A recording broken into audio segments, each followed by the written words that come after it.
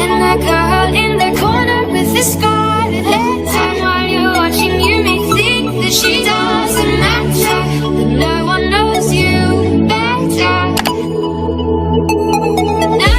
So hi guys, I'm Jubel Loria and I'm here to answer the Activity 3 Packet Tracer. So Packet Tracer, investigating the TCP, IP, and OSI models in action. Objectives: Part 1. Examine HTTP web traffic display elements of the TCP IP protocol suite.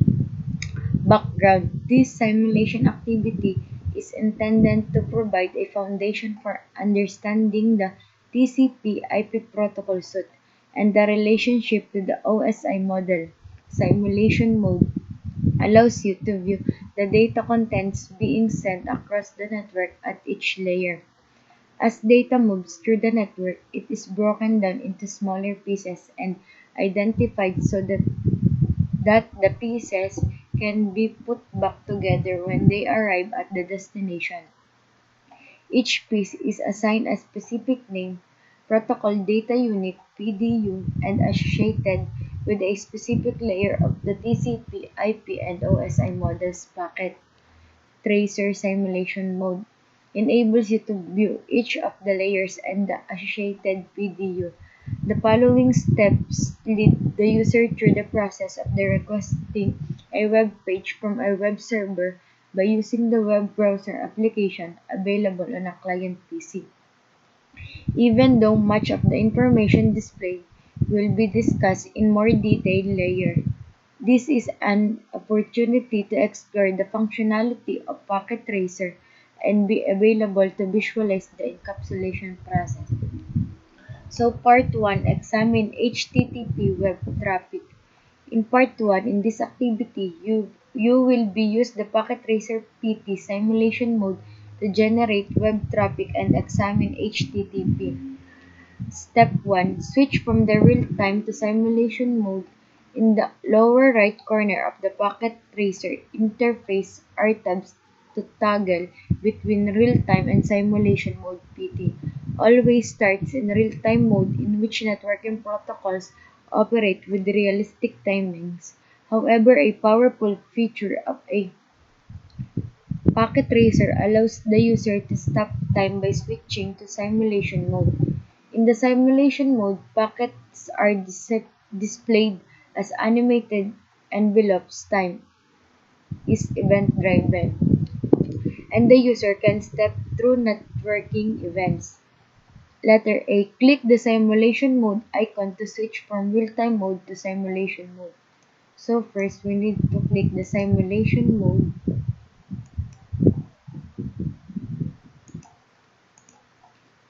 Next, select HTTP from the event list filters. So in event list filters,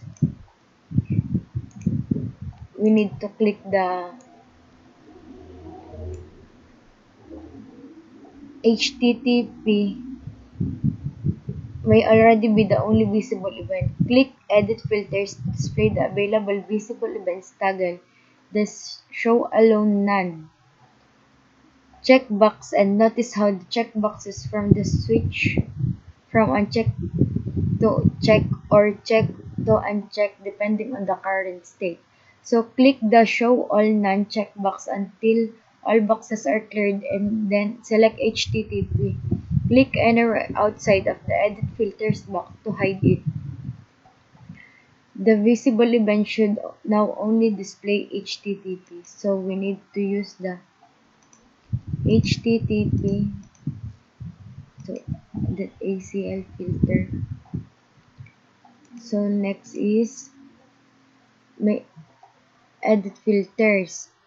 Display the show toggle the show all none.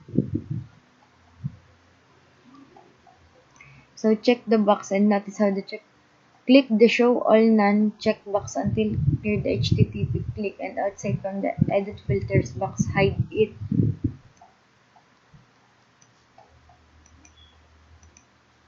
Yan, show all none. So it display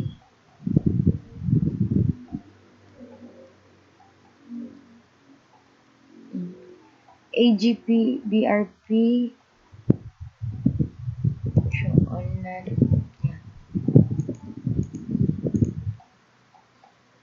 So next is step to generate web HTTP traffic. Currently, the simulation panel is empty. There are 6 columns listed across the top of the event list with the simulation panel. As traffic is generated and stepped through the events appear in the list, the info column is used to inspect the contents of a particular event. Note, the web server and web client are displayed in the left panel.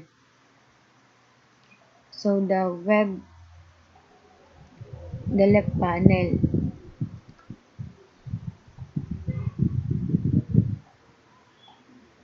can be adjusted in size by hovering next to the scroll bar and dragging left or right.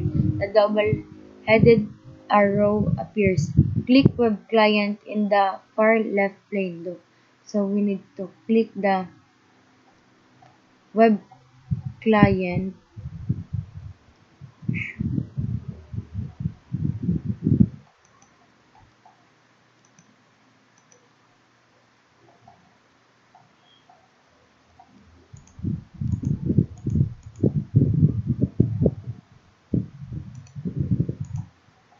Click the desktop tab and click web browser icon to open it.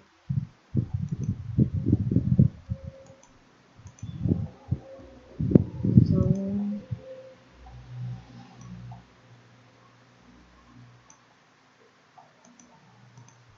event list filters.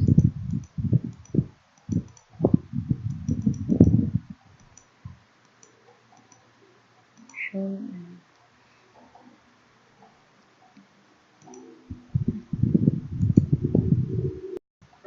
So there, click the web client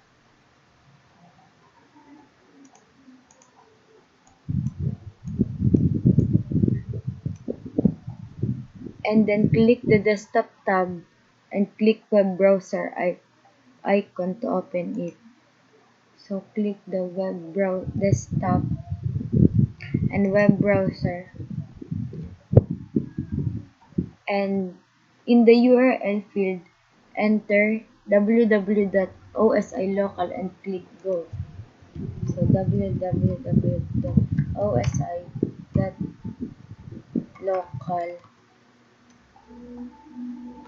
and click go.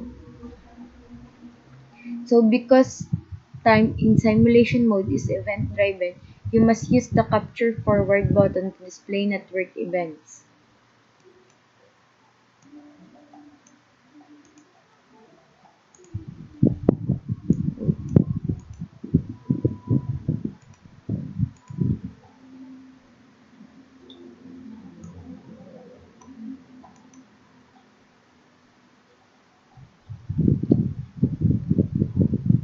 And click capture forward 4 times. There should be 4 events in the event list. Look at the web client web browser page. Did anything change? So there in the click capture forward 4 times. 1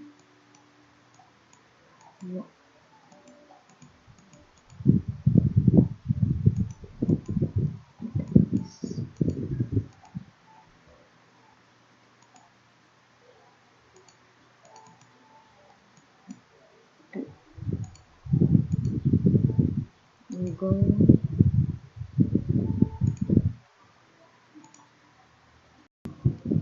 So here click the simulation. Click the simulation mode. The show all none. Click the capture forward 4 times. So 4 times. 3, 4.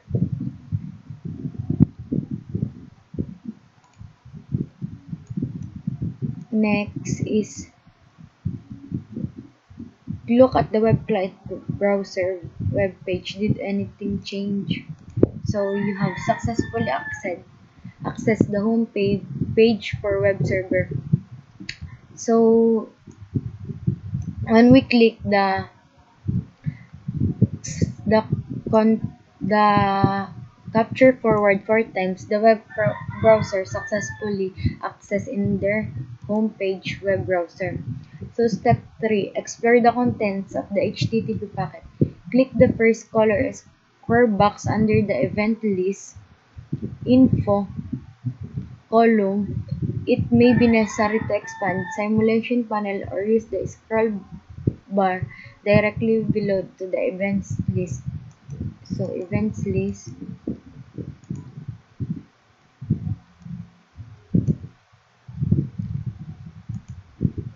So the PD information at web client windows display in this window. There are only two tabs, OSI model and outbound PDU details, because this is the start of the transmission as more events examined. There will be three tabs displayed, adding a tab for inbound PDU details. When an event is the last event in the stream traffic, only the OSI model and inbound PDU details tabs are displayed. Ensure the OSI model tab is selected under the Outliers column. Ensure that the 7 layer is highlighted.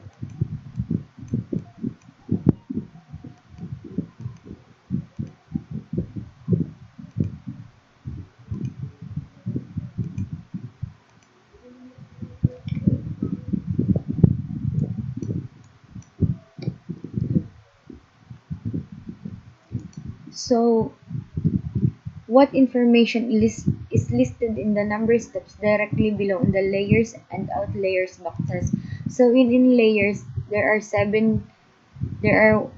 layer 1 up to layer 7. In outliers, they are layer 7 to layer 1, which is the TCP SRC port 1025 and this ST port is 80. So in layer 4, the TCP SRC port is 80, the DCT port is 1025. So in layer 3, IP header SRC IP 192.168.1.1. So next, click the next layer 4 should be highlighted. What is the DST port value? So send segment information, the sequence number 1, the ACK number 103, and the data length 272. So next, click the next layer information. What is displayed at this layer? Click the outbound PDU details tab.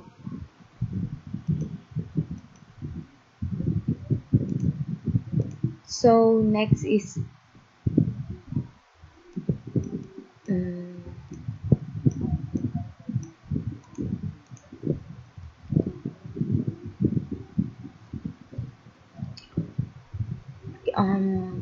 information listed under the PDU details is reflected of the layers within the TCP IP model. The information listed under the Ethernet 2 section provides even more detailed information than is listed under layer 2 on the OSI model. Tab the outbound PDU details provides more descriptive and detailed information. The values under the SMAC and SRC MAC. Within the Ethernet 2 section, the PDU details appear on the OSI model tab under layer 2, but are not identified as such. What is the common information listed under the IP section of PDU details as compared to the information listed under the OSI model tab? With which layer is associated? So in IP section, PDU details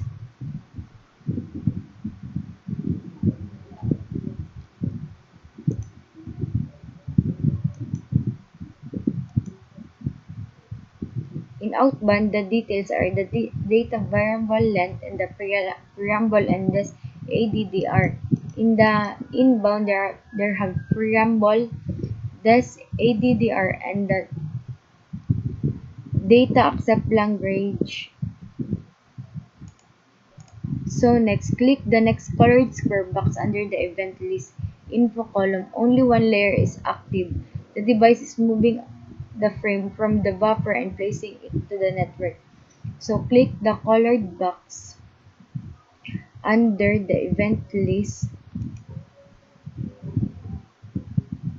So the web client.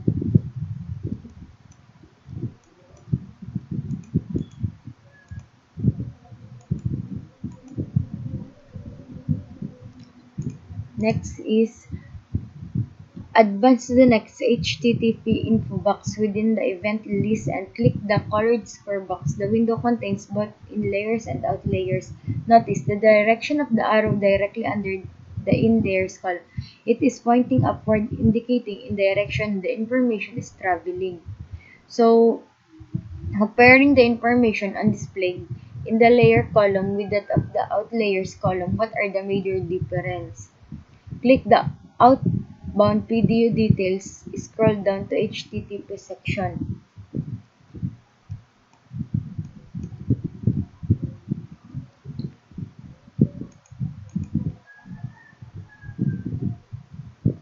Next is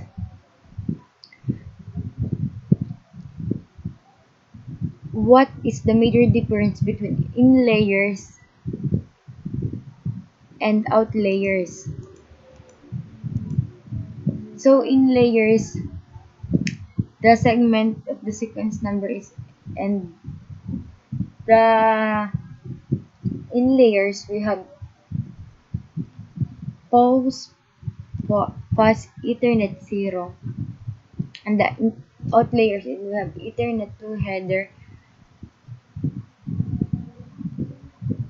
Next is display the elements of the TCP/IP protocol. In part 2 on this activity, you will use the packet tracer simulation mode to view the examine some of the protocols comprising of the TCP/IP suite. Close any open PDU information windows. Next is what additional events types are displayed. These are extra enters playbar source within the TCP/IP suite. If the address resolution protocol ARP is listed, its search MAC address. DNH is responsible for converting name, for example, www.osilocal to an IP address. The additional TCP events are responsible for connecting or communication parameters, the disconnections and communication session between the devices. So click the first DNHS event in the info column.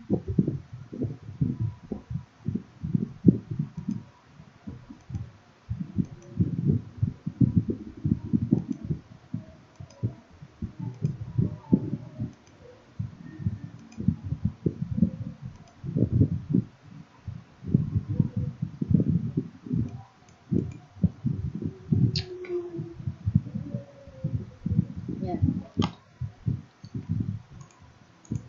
And next, click the Outbound PDU Details tab. What the information listed in the DNHS query section. The outbound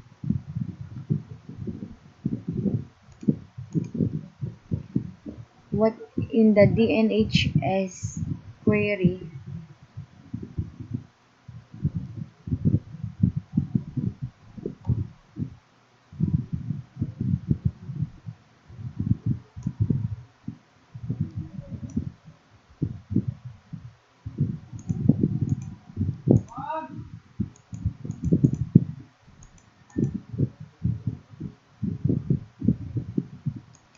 There are urgent pointer, and the next is the click the name outbound PD details tab. What information? Click the DNHS info colored square box in the events list.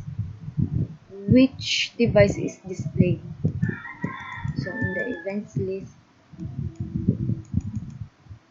the display is the web server and the web client. So next is Find the HTTP event in the list and click the correct square box of the TCP event. Immediately following this event, highlight Layer 4 and the OSI model tab. In the number list directly below in the layers, what is the information display under the items 4 and 5? The display under 4 and 5 are the 6 and 7 to the receive the file frame, and then the HTTP client's HTTP reply from the server. It displays the web page and web browser. So next, click the last TCP event, highlight Layer 4 in OSI model tab. Examine the step listed directly below in layers and out what is the purpose of this event based on the information provided the last item in the list. So when we click the Layer 4 OSI model in layer, so the listed is the device received a TCP patch segment on the connection and receive segment information and sequence number 1. And the TCP IP segment is expected per sequence number. The TCP segment has expected ACK number, and the TCP reassemble all data segment and pass upper layer. So the challenge, this simulation provides an example of web session between client, a server local network LAN. Client make request to specific ports and client request. So based on the information, what was inspected during the packet tracer capture, what port number is web server listing for the web request, what port is web server listing of the NHS request. So the packet tracer that are listed in web server is the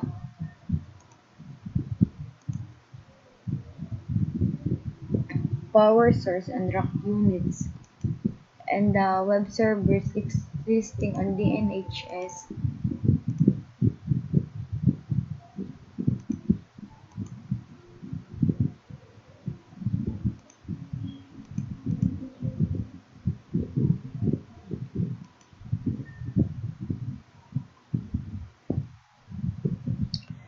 yan that serve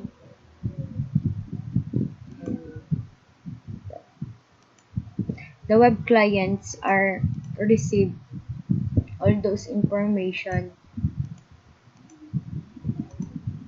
that we send in the web server from the web client. So that's all guys. I hope you learned what I've been discussing in Packet Tracer Chapter 3.